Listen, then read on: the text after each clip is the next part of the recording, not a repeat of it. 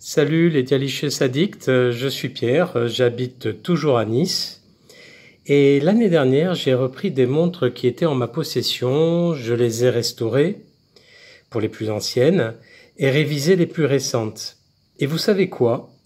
Je me suis aperçu que chacune d'entre elles évoque un souvenir, une personne, un instant bien particulier. Ce que je veux dire, c'est que je ne me suis jamais arrêté devant une vitrine ou un site internet pour acheter une toquante juste parce qu'elle me plaisait.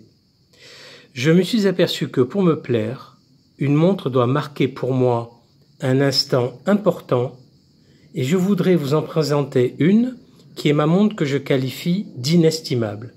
Je vous expliquerai plus tard pourquoi. La voici. Je vais essayer de faire un petit zoom dessus. Il s'agit d'une Baume & Mercier des années 60 avec un boîtier en or. Son boîtier mesure 36 mm, qui était à l'époque une dimension courante pour les hommes. Il a un beau cadran couleur champagne. Là, je vais l'enlever. Et ce cadran couleur champagne, en fait, il est piqué. Je vais aller assez proche. Voilà. Il est piqué juste ce qu'il faut pour se rappeler de son âge, avec un cadran petite seconde à 6 heures. Elle est très fine, de l'ordre de 4 mm. La voici, je vais en profiter pour vous faire découvrir le dos de la boîte.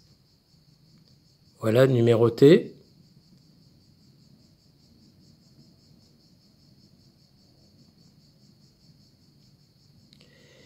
Et en fait, cette montre, elle est super simple.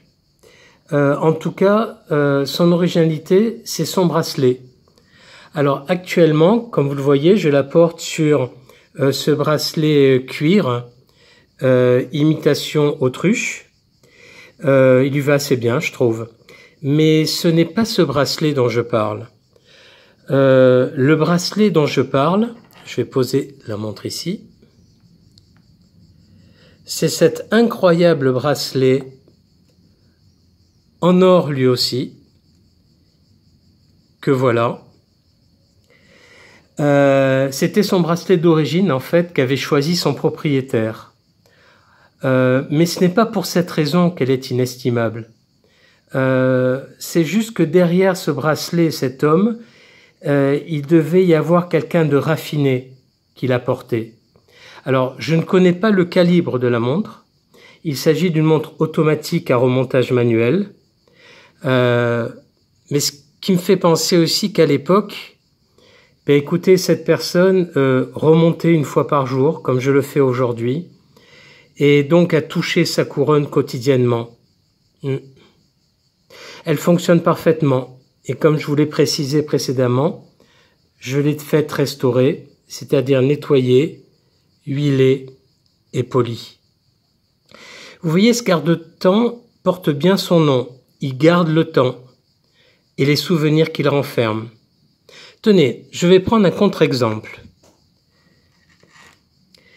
Cette très belle glycine des années 50, la voici, en or également, avec un cadran champagne, qui est tout à fait comparable donc à la Baume & Mercier.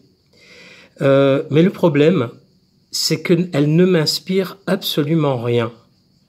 C'est-à-dire, elle me va bien, je trouve, mais il n'y a pas de connexion entre cette montre et moi. Pourtant, elle est belle, hein, regardez. On y voit même les cornes type Art déco, ce qui est extrêmement rare. Voilà, tout ça pour vous dire que je vais certainement m'en séparer d'ailleurs. Voilà. Donc, revenons sur la montre qui nous intéresse, la Baume & Mercier. Alors, elle est inestimable, oui, mais non pas parce qu'elle est en or, non pas parce que c'est le seul modèle existant à ma connaissance, mais tout simplement parce que son propriétaire était mon père.